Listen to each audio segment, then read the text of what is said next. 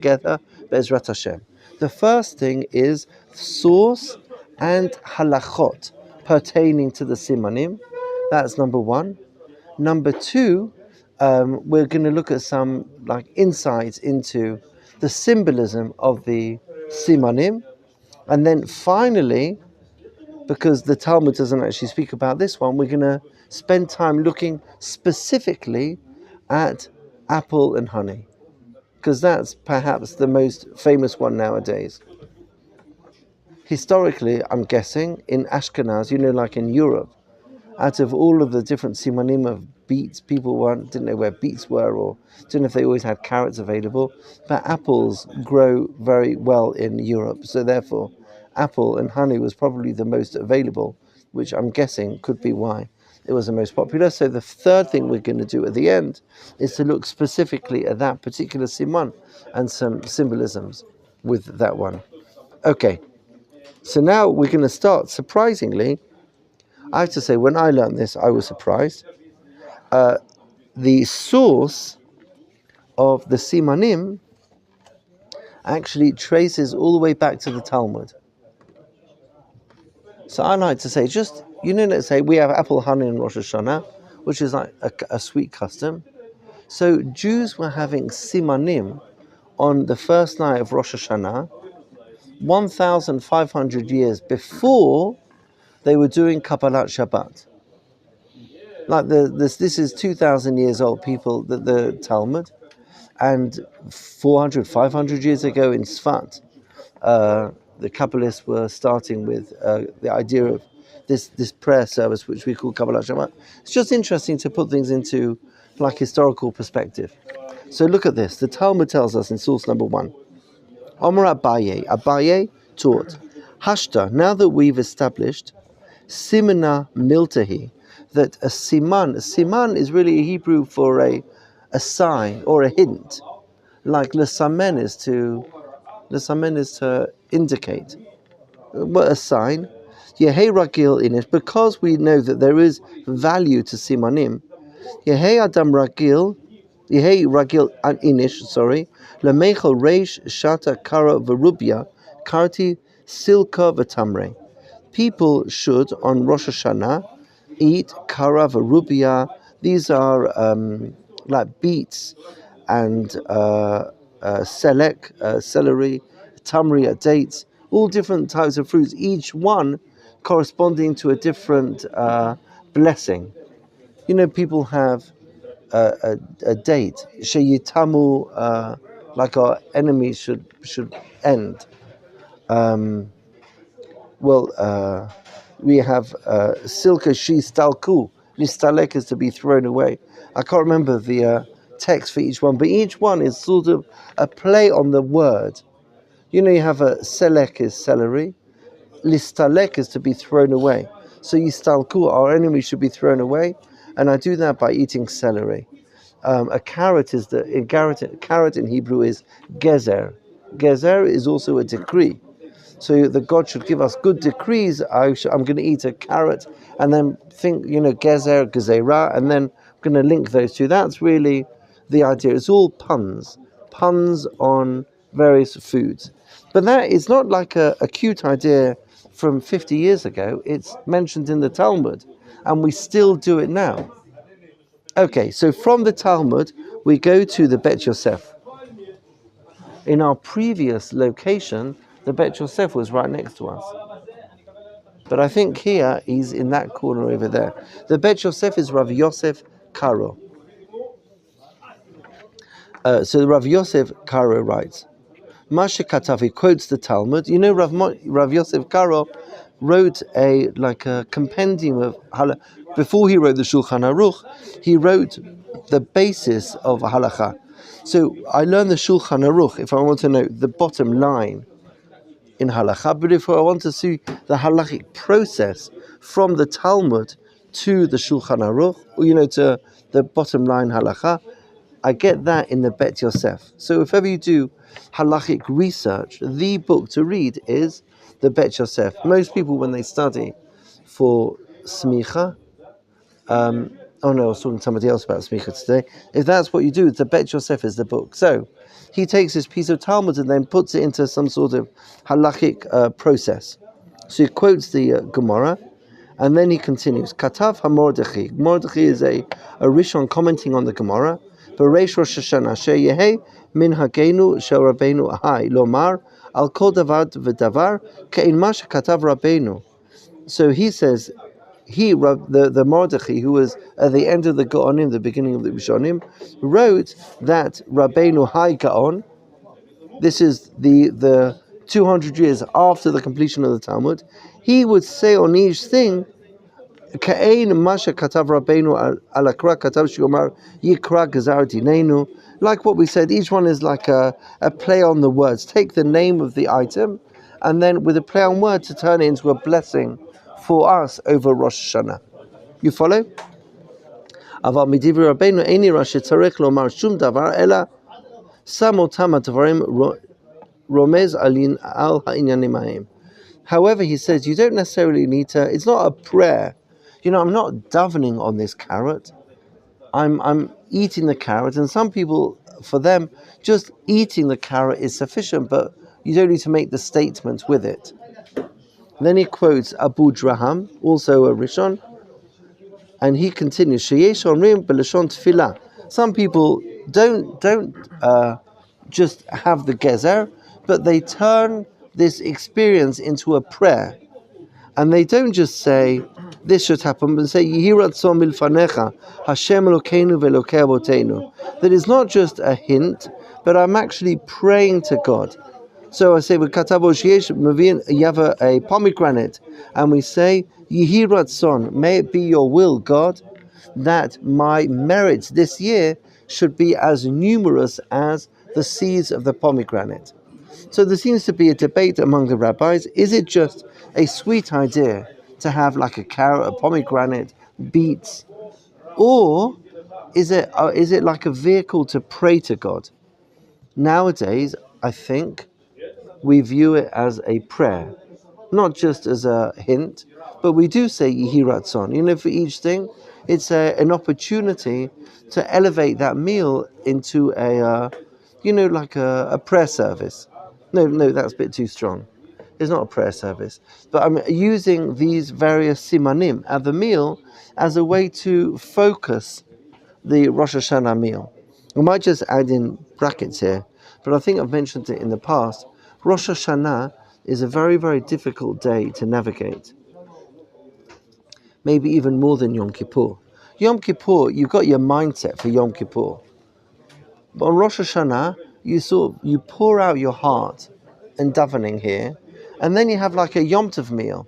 Now, how's that supposed? I know, like a Shabbat meal, you're a bit more laid back. How am I going to navigate that like those two aspects of the day? And I think these simanim make it much easier to navigate both parts of the day because it works well. I quoted my father last week, but I mentioned him again today. My father says that Rosh Hashanah is not a sad, it certainly isn't sad, he told us as children, but it's serious. It's quite difficult to figure out how to do that. And the Simanim, I think, would probably help us get there. Okay, now a little bit of a halacha. Well, the Shulchan Aruch quotes everything that we read in the Bet Yosef, but if we go to the Shulchan Aruch at the second half,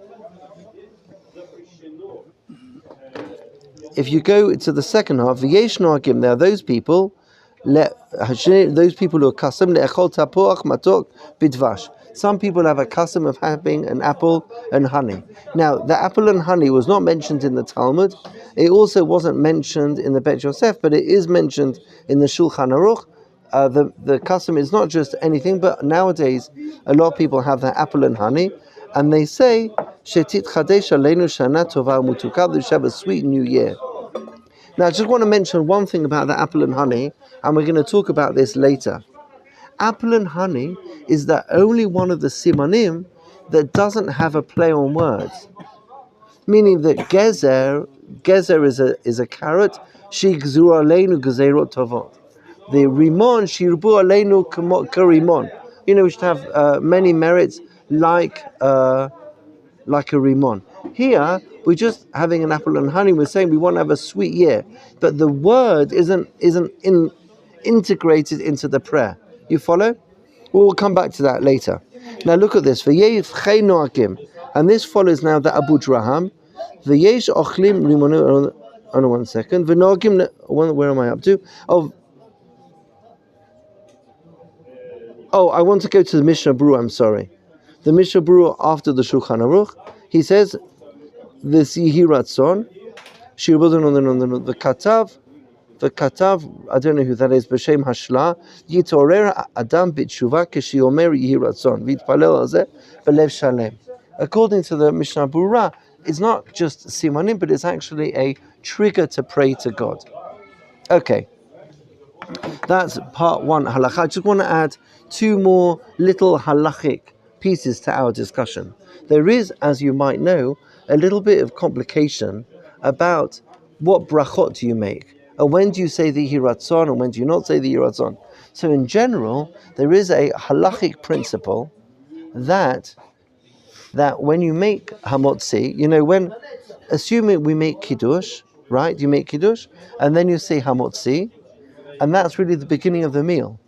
Then, if after hamotzi, I'm going to have an apple, do I say borei priya'ids on the apple, or do I not say borei priya'ids on the apple? So this is a very, very interesting halachic debate. I wanted to tell you a few ways to resolve it, and when you go to, but here I'm sure they'll have a good resolution. Some people have the simanim before they wash. The advantage is you don't get into all the halachic problems of, do I make a bracha? Because you obviously make a bracha. The problem is you're delaying the meal. The kiddush is really kiddush followed by hamotzi. So that's not a great solution. Trouble is if you wash hamotzi, do you make a bracha? So in general, in halacha, we do not make a borei pri ha'adama after hamotzi. Why? Because vegetables are normally part of a meal. So they are included in the bracha that I made at the beginning. But let's say I have an apple in a meal for dessert. You would say borei priya'ids because it's not part of the meal. It's not like I'll have chicken with apple. But you could have chicken with potato. You follow? So therefore you would say, then let's start with the apple. Say borei priya'ids on the apple, and then apple and honey, and then go to the other fruit, and then you would do the vegetables.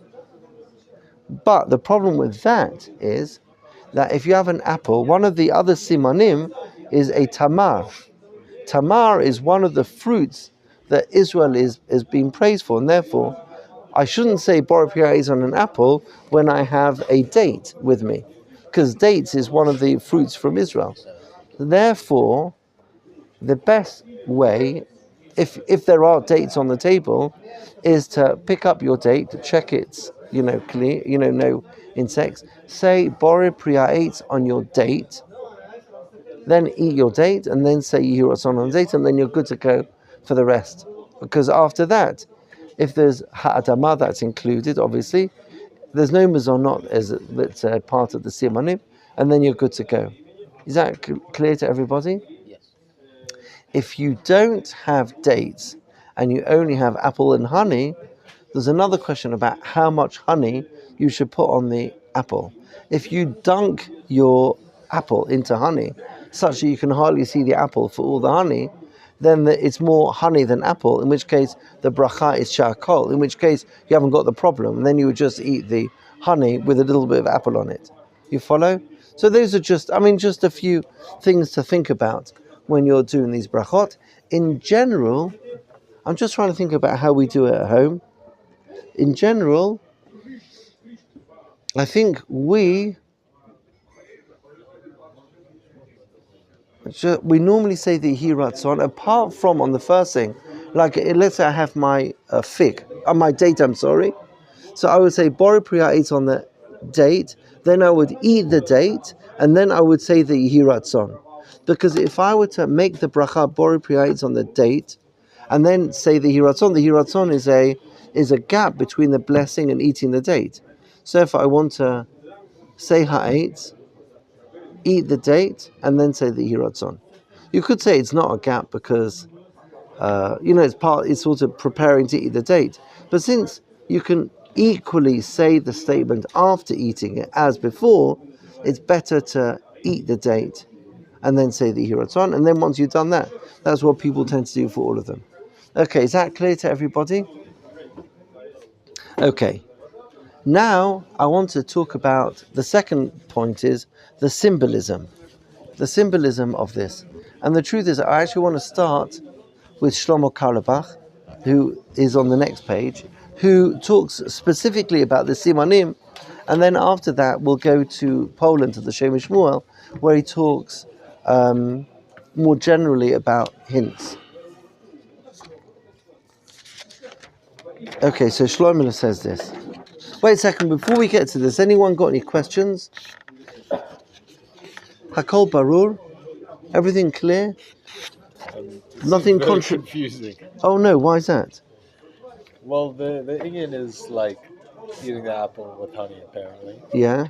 So if you're eating it, I understand we're supposed to bless the date, but then you're not saying a blessing on the apple and the honey, no? No, you do. No, you say. So what happens is you do the date. Oh, you do Adamah on the apple. No. You don't. You don't need to. You say the Hiratzon. Oh, you see. Yeah, meaning the only question was, do I need to? If you're eating food during the meal, so let's say if I'm having celery, I wouldn't say Borei Pi Adam on the celery. I would say Shistalku Oivenu. How do we do the carrots? Huh? Also, same thing, gezer as well. Make a bracha, but no bracha on it. You say the hiratzon and not the bracha. Okay. Exactly. You say the hiratzon but not the bracha.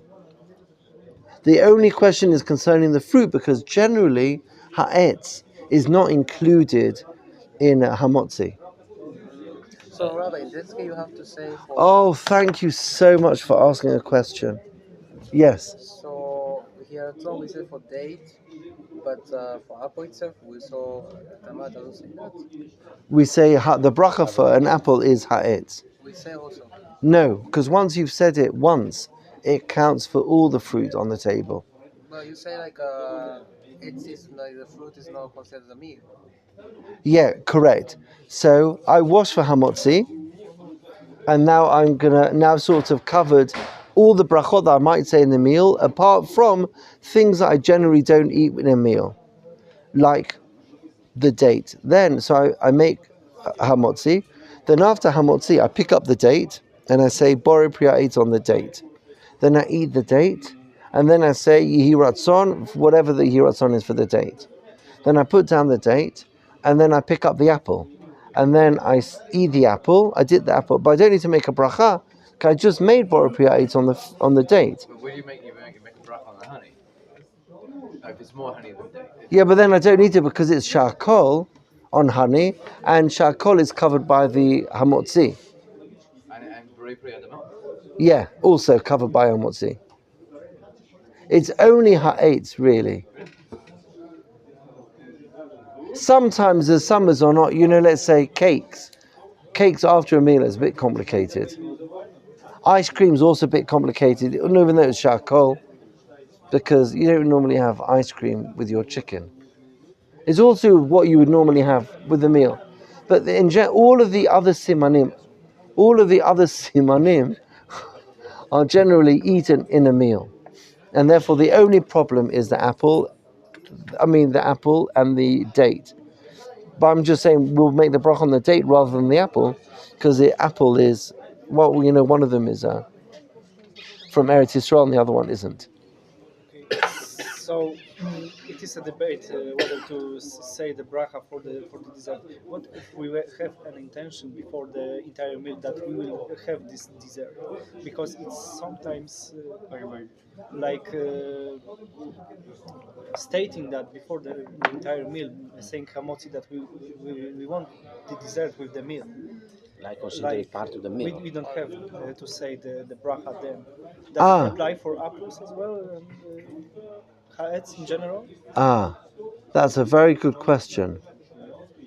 Because for desserts you can sometimes just state that with this meal I will have this cake, and therefore you don't have to say the Borei name. So sometimes that's a good question. There are there are differences between if you are a guest at a meal or if you're a host. I'm just thinking out loud. Your question's a very good question. I'm thinking out loud, but this could be rubbish, but hopefully it isn't. And that is, let's say the dessert could be part of the meal, but I very rarely start a meal with, let's say, a date or an apple.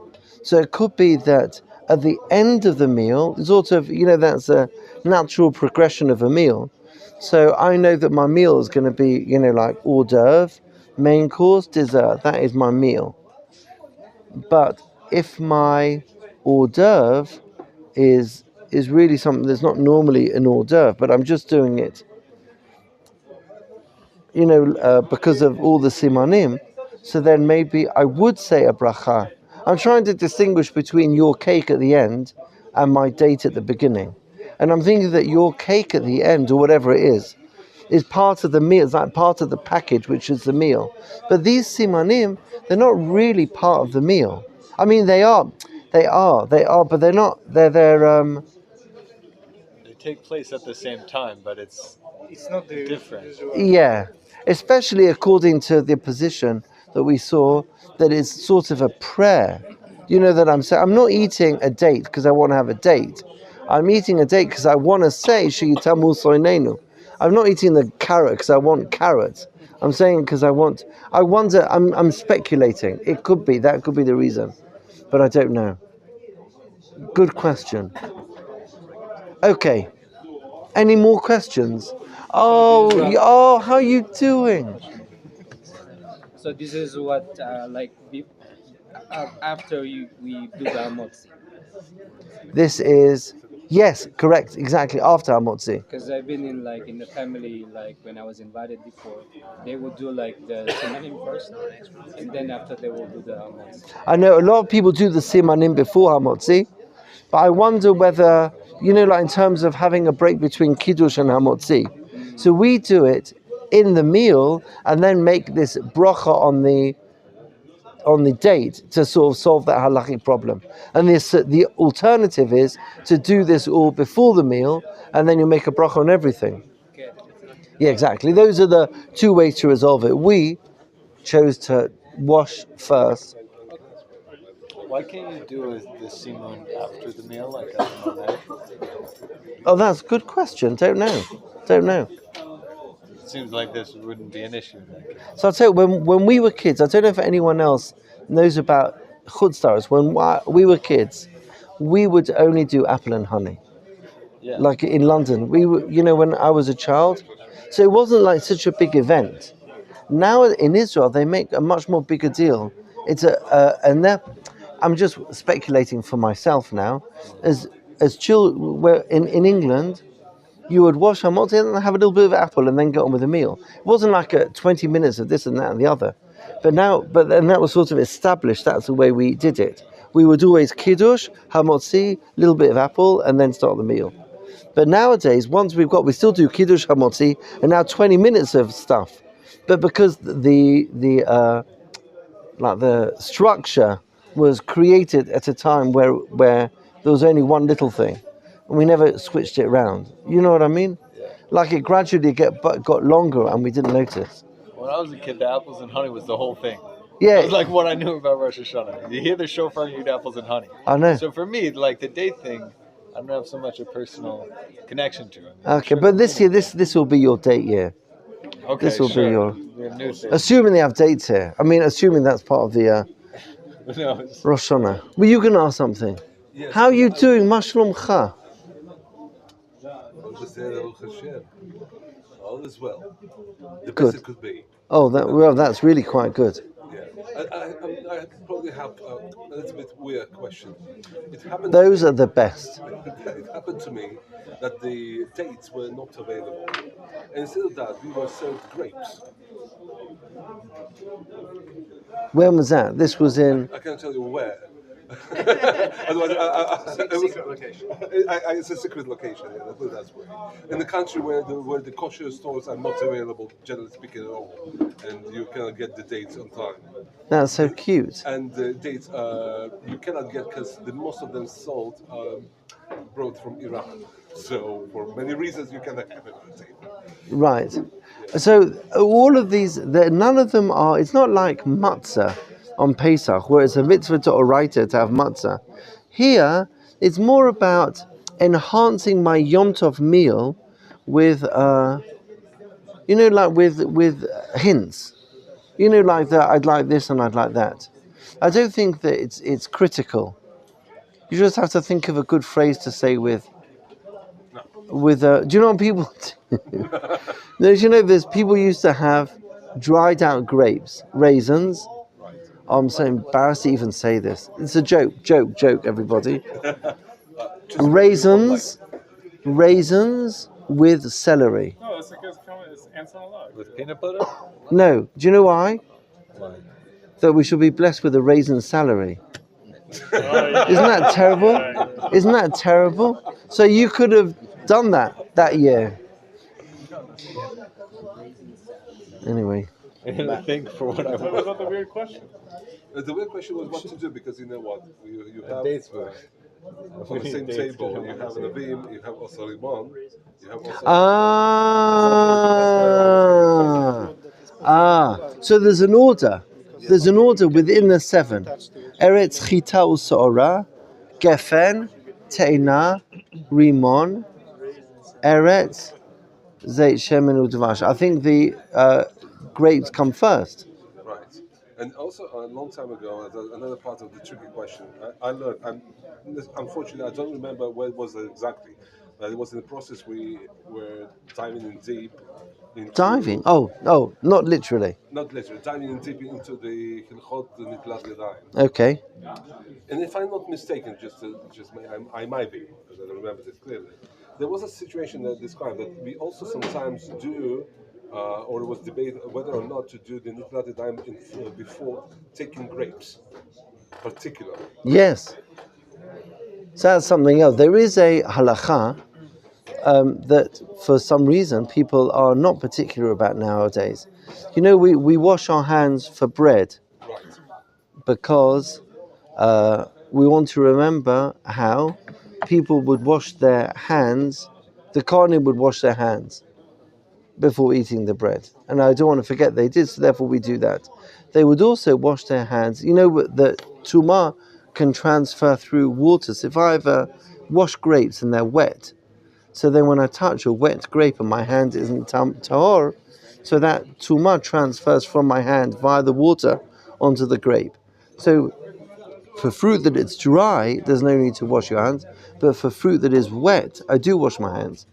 And but nowadays people are not particular on that. But that's one of the reasons in brackets why. Does anyone know what I'm going to say now? You do the karpas? Yes, exactly. Very good. Why we do urchatz on Seder night. No, urchatz for karpas. Exactly exactly what you said. Very good. Excellent. Because I dipped it in salt water, so it's wet, and therefore, because it's wet, I should wash my hands before touching it. Okay, I want to go to now this idea of the hints. Shlomo says something so sweet. We said the word simanim. Siman is a sign, right? Even in modern Hebrew now, but it's like we call them the simanim. Why? What's the connection between Rosh HaShana and signs? So Shlomo explains that Rosh Hashanah is all about signs. The truth is, we'll see what he says is elaborated upon, even though it was written before him, is elaborated on in the Shem Shmuel. And he says, there are 2 ways of communication. Maybe I'll give you a terrible analogy. This really is a rubbish analogy. But imagine that, we were talking at the beginning earlier about marriage, about you and the Rabbanit. Okay, so listen, it's you and the Rabbanit, and you've both been invited to an engagement party. And you're at one side of the hall, and she's at the other side of the hall. and it's really late and you want to go. So in time in your marriage, you will develop a smile that to everybody else looks like a smile, but to your Rabbanit, it means we have to get out of here now, guys. This is really do you know what I mean? That smile? So that smile is an indication of people who are close with one another. When you're close with someone, you don't need to communicate anymore with words, but you begin to communicate with signs. And that's why we blow the shofar. It's beyond words. That when you're close, you don't need to say it anymore. I know how it is, because we use, you don't need that many words.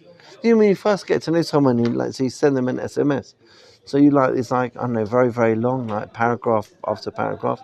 But after a while, you can just like write a word or two, and it says everything. You know what I mean? It's a state of closeness with somebody where you communicate no longer need words, but you're able to communicate on a much deeper level, which is to communicate with signs. I'm going to read what he says. Source number 6. Atem mevinim. It's a translation of a transcript, so it wasn't written as, he said it, and somebody transcribed it. So it says like this: Atem mevinim. Do you understand, people, how deep this is? Rosh HaShana doesn't have any words; it only has simanim, signs.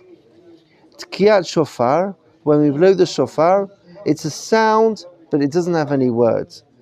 Yoter amok mimilim. It's deeper than words. It's just a sign. I don't know what that. Chachamenu HaKadoshim, our holy rabbis, teach us that even the letters and the words were created.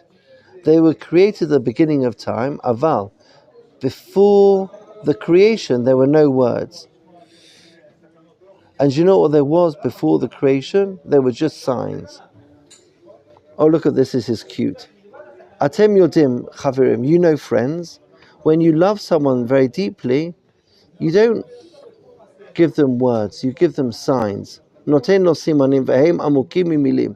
And a sign is deeper than words. Uma melamdim horim et hayiladim. How do parents teach their children? A father teaches his children with words, but a mother doesn't teach with words. A mother teaches with signs. Nobody can understand the signs of a child more than a mother. Like when you walk into the room and you see your mother, so your mother knows how you're doing today better than anyone else, because she knows you so deeply. She communicates, like she reads your signs, not just your words. And now we get to our bit. Ve'ech matchila ahava. How does love begin? With signs. Alidei habaot panim. That the deepest connections start before words. When do you have a click? If that's what when you see someone for the first time, the first deep connection that you make with someone, you establish that with a sign, not with words. And therefore, on the deepest chag, meaning out of all the festivals, the festival that brings us the deepest connection to HaKadosh Baruch Hu, it's the festival of signs rather than the festival of words. And that's why in the evening we have signs, as we've been discussing, and in the daytime we have signs too, through the shofar. Is that clear? Okay, that's Shem Shmuel. I want to, that's from Shlomo, Shlomo. Now, the Shem Shmuel takes it a bit deeper. He talks about this idea of, Rosh HaShana, it's called the Yom HaZikaron, the day of remembrance. I'm going to go, it's quite long, so I'm going to go quite quickly. So Abaye told us that he quotes a Gemara that we saw. Do you see the source number 5 begins by quoting source number 1. Nira tamti hinekativ chataot norai peshai al tiskor kechazdacha zechor li ata leman tuvcha Hashem. So he says like this. He says there's 2 types of memory. This is very, very hard to understand. There's 2 types of memory. The first type of memory, I'm going to jump now. 1, 2, 3, 4, 5 lines in. Yesh zechira. 1 second. Here, no, we're the 4th line. V'nira. Tihine yesh shnei minei zichronot. Do you see that? There are 2 types of memory. Yesh al yedei malachei ma'ala. There's one type of memory, and that is something that's brought before God by the angels. Hamaskirim et Hashem al demei lachem uvarashi shehim malachim. There is a memory that is brought before God by the heavenly spirits. So, on the Yom Adin, we have, for every good thing that we did, we create a malach, and when terrible things happen. So in our Yom Adin, our defense attorney and the prosecuting attorney, it's not like that at all, but we're describing it in human terms for it to make sense to us. So that process, the sort of the consultation, is with Malachei HaSharet, and that's one type of memory. I mean, it's not directly from HaKadosh Baruch Hu, but it's through the Malachei HaSharet. And there's another type. There's a deeper type of memory. Yesh zechira al yedei HaKadosh Baruch Hu b'chvodo v'atzmo. And that is not via the conduit of an angel, but it's a memory that I trigger in HaKadosh Baruch Hu. You follow? So there's one type of memory that is brought before the heavenly court by the angels, whatever that means. And there's another one not brought by the angels, but directly from me to HaKadosh Baruch Hu without the angels. You follow? What's the difference between these 2 types of memories? ההפרש שבין שני מיני זיכרונות שהמלאך המביט על מעשה בני אדם להזכירם לפני הקדוש ברוך הוא אינו יכול להביט למחצה, ואפילו כשבא להביט על הזיכרונות יש לו עוונות בהכרח והוא רואה גם אותם, וכשהוא מזכיר הוא מוכרח להזכיר כל מה שראה. The difference is like this, that an angel can't be selective. So when HaKadosh Baruch Hu consults the angels, whatever that means, and asks, what did Yisrael do this year? They will produce the complete list of absolutely everything I did, unfiltered. The good, the bad, all of it together. There's no miyun, no organizing. It's the transcript, the complete transcript. However, there is something else. אבל הקדוש ברוך הוא כל יכול להביט אל הטוב ולא אל הרע. But if I'm able to trigger a direct relationship with HaKadosh Baruch Hu, I'm able to present to him exclusively the good, and allow the to sort of circumvent the angels and to present before HaKadosh Baruch Hu just the good without the bad.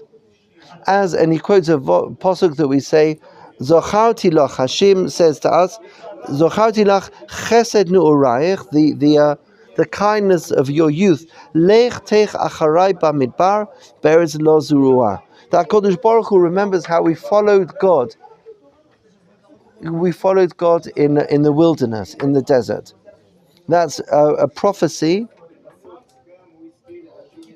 from Yeshayahu Navi, maybe? I can't remember. It's part of the davening as well.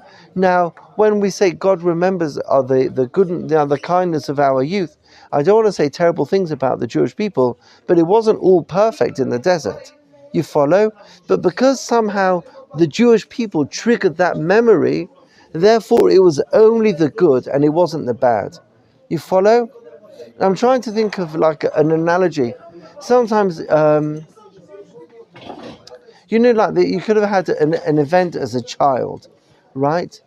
That I wasn't, let's say there was a family holiday, right? And during this family holiday, I was partly good and partly not good. There were days that I was good and there were days that I perhaps didn't excel. You got a bit carried away. And if my parents are going through the photo album, they'll see everything. You follow? But if we're chatting and I say, do you remember that walk that we did on the beach 20 years ago? They'll only remember that, and they won't remember the bad stuff. You follow? That's sort of a little bit like that. Does that make sense to you?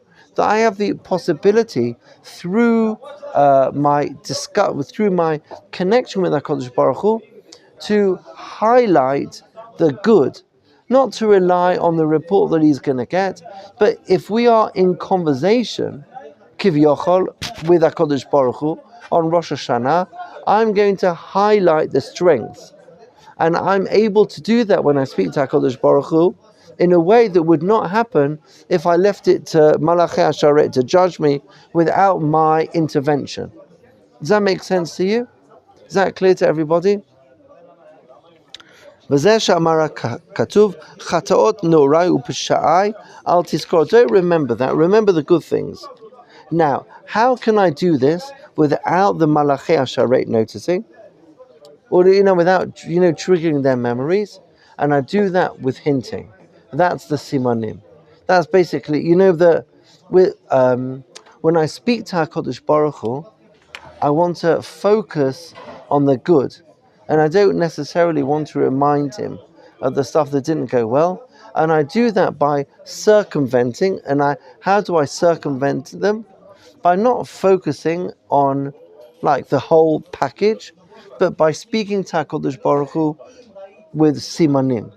Because we'll understand the Simanim, but the Malachei HaSharet won't remember them, and therefore they won't present the entire story to HaKadosh Baruch Hu.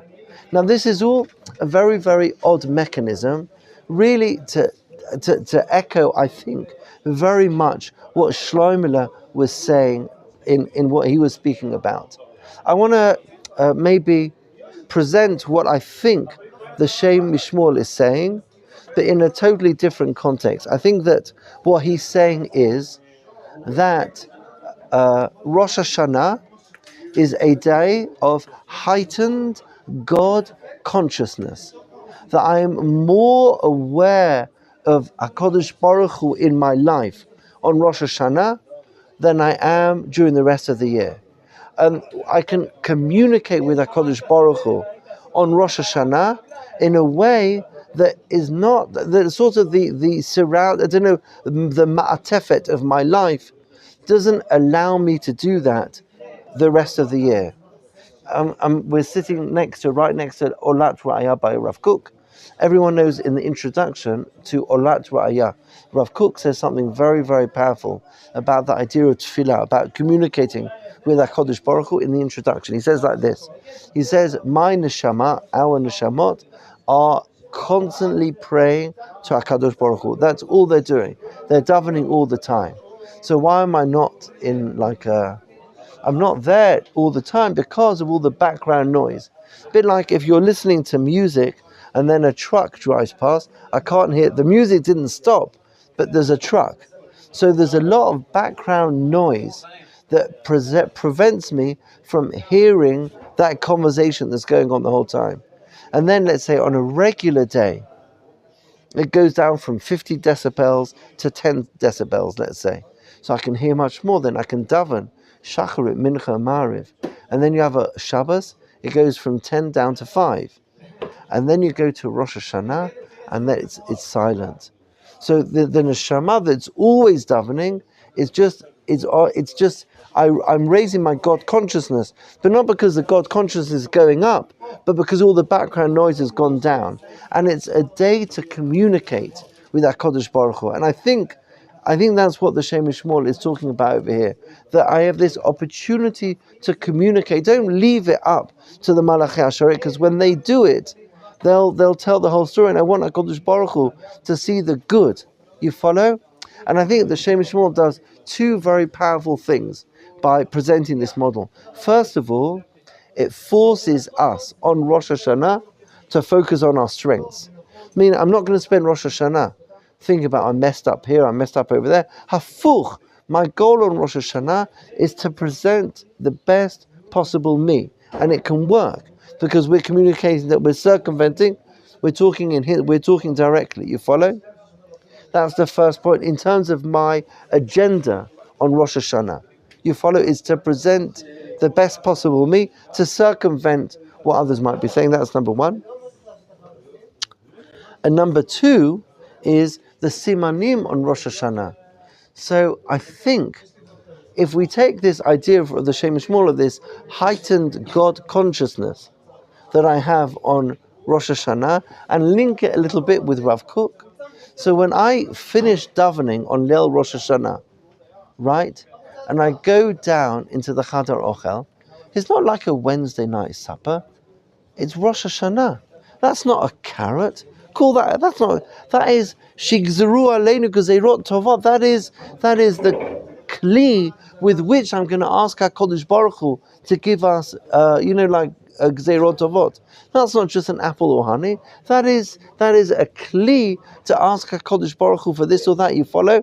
So the heightened God consciousness that is on Rosh Hashanah, that as a result of the breaking down of all the background noise, allows me to look at all these things on a regular day. Oh, that's a fish. That's not a fish.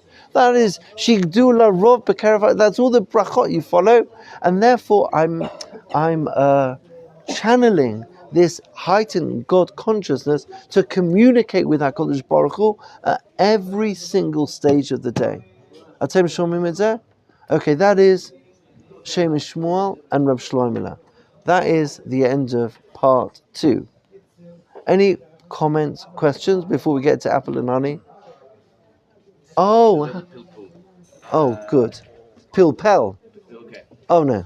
But if we're like just dealing with the Simanim to trick the angels, should we not be saying the Shir Sam Lifnecha afterwards? We do. But isn't that giving the game away? Huh? No, so I wonder that could be part of the debate. Did you notice in the Bet Yosef there is a debate, a machloket? Do I say it or do I not say it? I wonder whether those who say not to say the prayers are following. That's very, very interesting. Say it in Aramaic. Huh? Say it in Aramaic. Yeah, or you could try the Aramaic. Yeah, nachon, absolutely. This piece by Reb Shlomo, Yeah. one of my favorite speeches of his. I recognized right away. It's talking about signs and so beautiful. It's one of my favorites. Isn't it beautiful? Oh, thank you. Reb Yes. Shlomo's like my favorite. He has a book on Rosh Hashanah, Yom Kippur, and Sukkot. It's from that book. Wow. I'm sorry I didn't put the source. Yeah, But it's he also there's I can send you. He does like a podcast. Who? No, Shlomo. It's like it's like a recording of a speech. Somebody recorded him like giving this speech about. Oh, I would love to see that. Thank you. Yeah, I found it in like the podcast app. Oh, if you do, I would love to see it. Yeah. Thank you. Because you hear him talk about it, his voice is so sweet, and it's just. I know it's hard to read it. Beautiful idea. You're quite right. Shloimeh is better to listen to than to read. Like the sweetness of the way that he articulates is part of the experience. Okay, everything clear until now? Simanim, joy. This is heightened consciousness that just changes the way we look at everything. Oh, Fabricio. I'm sorry for my ignorance. I want to know which food category can be in this Simanim. The Gezerim, Gezer. So there is. I'm sorry I didn't bring. We have these cards at home. There's like 20 items. There's like beetroot. There's leeks. There's celery. There's a fish head. There's, maybe I'm exaggerating because I've run out after 4 now. Apple, honey, tamar, olives, pomegranates. Oh, thank you. There is. Yeah, I think I maybe got a bit carried away with that 20 there. Let's say 10. Yeah, there is the Talmud mentions 5, but I think more have been added since then. There's fish and fish head, which are 2 separate things. People eat fish and the head of a fish, and yeah, that's true. If any of you go around now to the supermarkets here in Israel, I would advise, if you're squeamish, don't go rummaging around the freezer section. So you might get a little shock, especially in some of the more religious neighborhoods. Yeah. Yeah. Do they like? They cook it in the oven. I don't know. I have to say, we are in our home. That is not something we've done. Oh yeah. Okay. I want to conclude apple and honey. Apple and honey. I think partly because that is the most, certainly as a child, it was the one that I'd heard of the most. And it probably, I'm guessing, I hope for all of you, although we really have such a kibbutz galuyot here, that I'm not sure if that's the case. Did you used to have apple and honey? I think it's universal. Can I say universal? Certainly very, very popular. So I read something from the Meir Shiloach. Does anyone know who the Meir Shiloach is? The Ishbitzer Rebbe. He lived at the same time as the Shem Mishmuel. They were, well, no, but slightly prior to the Shem Mishmuel. So it's the same. Is Ishbitz? Where's Ishbitz? Oh wow! Well, look at that. We're really doing well today. So he was a Talmid of the Admor Mikotsk. And the Shem Mishmuel is a grandson, so it's in the generation between them. He says something really brilliant. But before we get there, I just want to, as we saw in the Shulchan Aruch, Yesh noagim le'echol tapuach matok bidvash, v'omrim titchadesh aleinu shana tova u'metuka. Okay, we have a v'chei noagim, and that is indeed our custom, to take an apple and dip it in honey. Notice, people, that the apple and honey is the only one of the simanim that you have to you need two hands for it. For all the other ones, I have a carrot, or I have beets, or I have leek, or I have a fish, or a head of this or that. But here I have to take item A and dip it into item B. You follow? All the other ones is just item A. We're not counting the raisins and celery. Yeah, yeah. So I think that's just a joke. But it's interesting. So why this apple and honey? So I maybe I'll just one little comment on the honey. So maybe it says more about the apples in Poland. Are apples in Poland more sweet or more sour? Well, it depends. Depends We have on so the many types of kind. apples. Well, how many types? 200 years ago, were they more sweet or sour? I'm going to say sour. Is that right? Oh, thank you so much. So an apple, when they spoke about apples and honey, they were talking about taking something sour. Oh, they were more bitter. Yeah, and dipping it into something sweet. Nowadays, we have far more sweet apples, and therefore, it's really like sweet into sweet. But at the time when the Shulchan Aruch was talking about an apple and honey in Poland, everywhere, when they were talking 400 years ago about apples and honey, the apples were not as sweet as apples are now. So I was taking sour and dipping it into sweet. And what we were saying, this is a very nice little symbolism here, and that is honey. I don't know if you get honey, you basically can't wash it off. You know, honey is very, very strong. If I take something sour and dip it into sweet, I'm saying this apple, it might, I don't know how my year is going to be. It might be sweet, it might be sour. But I want the sweet to be so strong that it won't let go. Even the most difficult things, I want them to be sweet. So I'm going to take the sour and not dip it into sugar, because sugar you can rinse it off, or I don't know, dip it into something else that could be sweet. But when you dip something into honey, you can spend 15 minutes, and you can never get, once something's dipped in honey, it's sort of there for good. I'm not gonna allow myself not to see it as sweet. You hear that? It's a very powerful message. It's not saying it's going to be good, but I'm not going to allow myself not to see the sweet. Now, I'm just going to blow you away. If we haven't said enough things to blow you away, listen to this.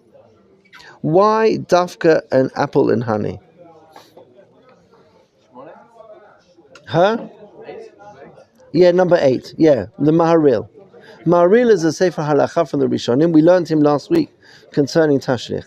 V'yesh litain tam duromez l'sadeh shel tapuchim hayadu lemekubalim v'yomer re'ei reach b'ni kareach hasadeh asher beirecho Hashem. So he's saying he's saying this the Sefer Maharil, the why do I dafka use an apple? So the Maharil quotes that the only time that apples are mentioned is, well, they're mentioned in the Midrash, but I'll tell you the context. If you remember the story of Yaakov and Esav. Yaakov dressed up as Esav and then went to his father Yitzchak to receive a blessing. And Yitzchak, on seeing his son, who he thought was Esav, he smelt him. Yitzchak, who couldn't see very well, smelt his son Yaakov, and when he smelt him, he said, Re'eh reach bani, the smell of my son. Yitzchak says to Yaakov, the smell of my son, Kereach sadeh asher berecho Hashem. You smell like a field that has been blessed by God. And what does Yitzchak do immediately after smelling his son, the smells of a field? He immediately gives him the bracha of V'yitein lecha Elokim mital hashamayim mishmanei haaretz. So Yitzchak blesses Yaakov after smelling him. And it says he smelled like a field, sadeh berecho Hashem, and the Midrash tells us that field that he smelt was an apple field. Is that clear to everybody? Okay, so far so good. Now it goes even one step further. You have to hold tight to your chairs. You'll be blown away. The Vilna Gaon on this Gemara says, when did this story happen? On what day did Yitzchak give Yaakov this blessing? Rosh Hashanah. Yitzchak gave Yaakov the blessing on Rosh Hashanah, and what triggered the blessing that Yitzchak gave Yaakov? Yitzchak smelled Yaakov, and what did Yaakov smell of? He smelled of apples. And therefore, explains the Quran, isn't this amazing? I want that blessing that Yitzchak gave. What triggered the blessing that Yitzchak gave to Yaakov? Yitzchak smelt that Yaakov smelt of apples. So I want my house, I want my home, I want myself, I want a smell of apples. Why? Because I want, just like Yitzchak gave Yaakov the blessing on the apples, so I want my apples today. I want the apples to trigger the blessing that Yitzchak gave to Yaakov. Isn't that incredible? Now the Meir Shiloh goes one step further. I'm just going to read it. 1 second. I think I put the wrong shame. I think I put in the wrong one over here. The Meir Shiloh does say something very interesting, but I'm not gonna.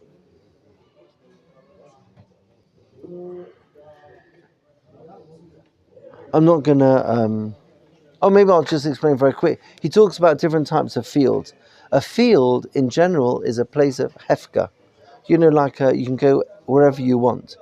You know, if you go drive in England, to the countryside, it's just open. No, go to the Golan. Why go? Yeah, go to the Golan. Drive around the Golan. What? Yeah, and then drive around. It's just like these big open spaces. Esav was just like chaos. Everything was hefka. But an apple orchard, if you go to an apple orchard, it's a field, but it's got structure. Everything's in rows. You follow?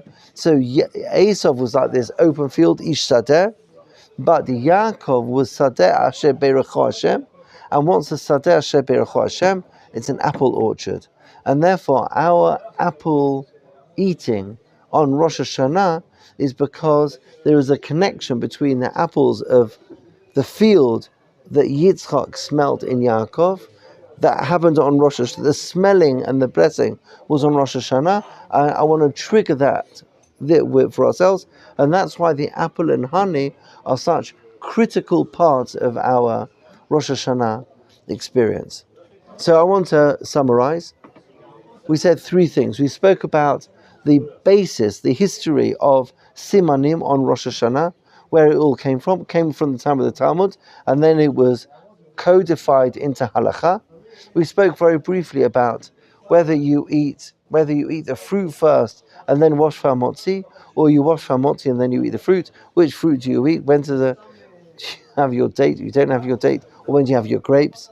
We spoke about the fruit, and then we spoke about this heightened God consciousness. That the reason why you have the Simanim is, I'm just so close to HaKadosh Baruch Hu. I come out of my davening on Leil Rosh Hashanah, and I just look at this table, and I look, that's not a carrot, that is a prayer. That's the prayer of a carrot, and the prayer of this, prayer of that. And I circumvent the Malachei Sharet and communicate directly with the Kodesh Baruch Hu. Something that really I could do every day of the year. But as Rav Kook pointed out, because of the background noise, I just can't hear it every other day. So that's the Simanim. And then the final thing we spoke about is, we spoke about the apples. That the blessing of Yitzchak, that to Yaakov, was the smell of apples. And therefore I want to come into Rosh Hashanah with the smell of apples, with the prayer for all of us, Be'ezrat Hashem, that we should be blessed with the great bracha that Yitzchak gave to Yaakov, and we should all merit to get that on Rosh Hashanah. Yishar koach, tizku mitzvot.